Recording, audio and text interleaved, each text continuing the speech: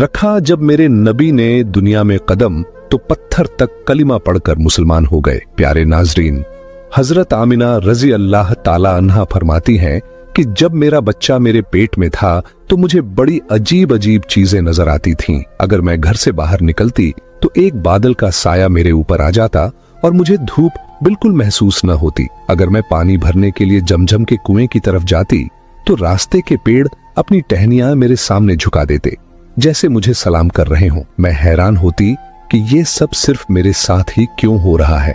जब मैं जमजम के कुएं के पास पहुंचती तो नीचे का पानी अपने आप ऊपर आ जाता और बिल्कुल मंडेल तक भर उठता। फिर मैं अपने हाथों से ही बाल्टी पकड़कर पानी निकाल लेती। मक्का की औरतें मुझे कुएं के पास रोक लेती और जाने न देती।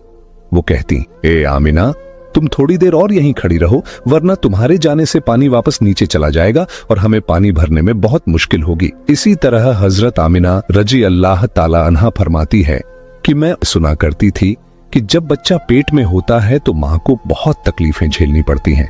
कभी हाथ पांव में दर्द, कभी सर दर्द, कभी उल्टी, कभी बुखार और कभी चिड़चिड़ापन। ये सारी बातें सुनकर मैं सोचती कि अजीब है, मुझे तो पूरे 9 महीनों में कोई तकलीफ नहीं हुई। यहाँ तक कि जब तक मेरा बच्चा पेट में रहा मुझे सर दर्द तक न हुआ। हजरत आमिना को अजीब अजीब ख्वाब भी आते थे। वो फरमाती हैं कि जब मैं रात को सोती तो मुझे ख्वाब आता कि मेरे जिस्म के अंदर से एक नूर निकला है और उसने पूरी दुनिया को रोशन कर दिया है। ये सब देखकर मुझे यकीन हो चुका था कि मेरे पेट में जो बच्चा है वो यकीनन कोई आम इंसान नहीं, पैगंबर हजरत मोहम्मद मुस्तफा सल्लल्लाहु ताला अलैहि वसल्लम जब अपनी मां हजरत आमिना रजी अल्लाह ताला अन्हा के पेट में थे तो एक रोज आपकी दादी ने आपके दादा को इशारे से बुलाया और कहा, क्या आपको मालूम है ये बहू आमिना बहुत महंगा इत्र लगाती है।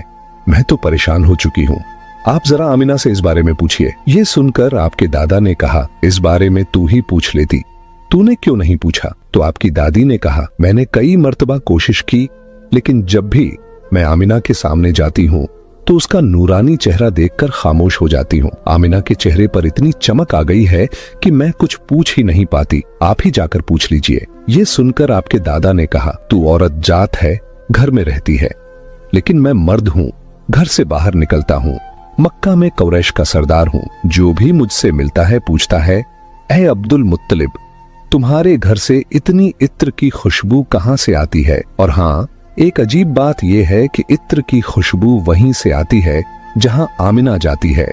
अगर आमिना रसोई में जाती है तो खुशबू वहीं से आती है, अगर गुसलखाने में जाती है तो खुशबू वहीं से आती है, अगर बैठकी में जाती है